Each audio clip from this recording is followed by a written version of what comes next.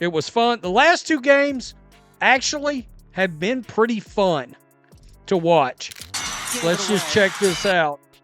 Right there, the pass from Odyssey, and that was the one that sealed it up. If Caitlin Clark all of a sudden got cleared, it would break the internet. Look, any miracle we can get CC back for the semis.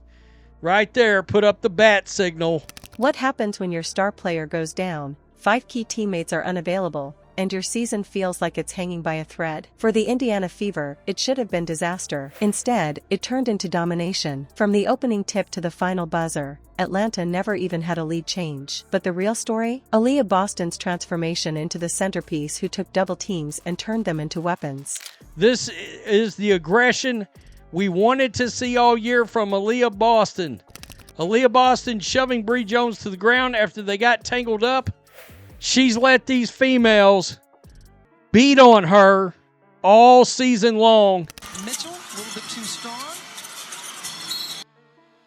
How did the Fever flip Game 2 on its head when everything was stacked against them? Let's break it down. Before we move on, I'd like to ask you a small favor. If you appreciate this content, please take a second to like this video and subscribe to the channel. Over 98% of you watch the videos without subscribing. It costs you nothing, but it makes a huge difference to us. So, did you click the subscribe button? Great! Thank you so much. Now, back to the video. Imagine this for a second. Indiana walks into a playoff game missing 5 key pieces, including the rookie everyone's been talking about, Caitlin Clark. Finally, she said she's had enough. Enough of it. Not doing it any longer. And Aaliyah Boston finally addressed this. They did get a foul. There was 1.2 left, but basically it was over. The ball came in. Lexie steals it. Out to Aliyah, over to Odyssey Sims. Atlanta sees that lineup and probably thinks, this is easy. A shorthanded team with barely enough rotations against a squad that's been sharpening its playoff edge. On paper, the Dream were supposed to cruise. But the energy shifted the second the ball tipped, because Indiana wasn't out there just hoping to survive. They were leaning on Aaliyah Boston, and she didn't blink. The reality is most teams would crumble in that situation. You're missing production, you're missing leadership, and it feels like everything is stacked against you. Fans were wondering if Indiana even belonged in that matchup without their best scorer and playmaker on the floor. That sense of being overlooked could have crushed them. Instead, they used it like fuel. Every trip up the court carried a sense of urgency. It was 87-85, and for the longest time, it was Kelsey tonight. And the girls are losing their minds. They're losing their minds over there. Absolutely awesome.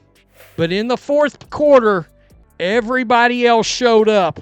Odyssey Sims had 16 points. The Fever looked like they were daring Atlanta to try and break their spirit, but the Dream never found that opening. Here's the thing though. Boston wasn't exactly known for dominating in double teams before this. Earlier in the season, you could see defenses close in on her, swarm her in the paint, force a turnover, or push her into an awkward shot. It worked more times than not. If you go back to some of those tight matchups, she would sometimes disappear in the fourth quarter because opponents figured out how to trap her. Atlanta tried the same approach in this game, but instead of breaking down, Boston used it against them.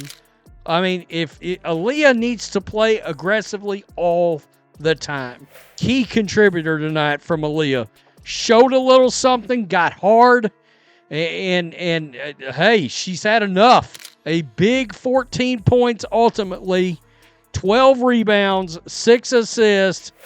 Aaliyah Boston, who was quiet in this game for the longest time. If she does, she would be a force in this league. She welcomed the pressure, absorbed it, and then flipped it into a completely different rhythm for Indiana's offense. The best example came late in the first half. Boston caught the ball near the elbow, 2 defenders rushed in, and most people thought she was cornered. Instead, she held her ground, waited for just the right cut, and fired a pass to Lexie Hull in the corner. Hull drilled the 3 at the buzzer, and the crowd erupted. That was more than just 3 points. It was a statement that Atlanta's defensive strategy was playing right into Indiana's hands. And it wasn't just Hull. Kelsey Mitchell thrived all night long because of Boston's new gravity inside. Every time the defense collapsed, Mitchell had room to work. She poured in 19 points, not because she was forcing shots, but because the flow of the game created those openings. She's got to be tough like this, because they bully the hell out of her all the time.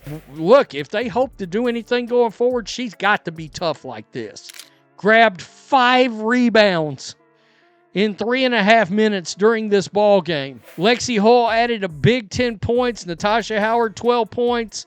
It felt like Boston was carving up the floor without even needing to score every trip. Her presence drew defenders like a magnet, and Indiana's shooters were the ones cashing in. That's the kind of growth that shifts an entire team's identity. Earlier in the season, Indiana's supposed weakness was their predictable interior play. Opponents knew if you shut down the paint, the Fever could look stagnant. But here, Boston changed the formula. Suddenly their biggest flaw became leverage. Those double teams weren't traps anymore. They were triggers that set off wide-open looks, driving lanes, and kick-out passes that kept Atlanta spinning in circles. This is Aaliyah Boston hitting a shot for the lead. It would shatter the internet into a million pieces.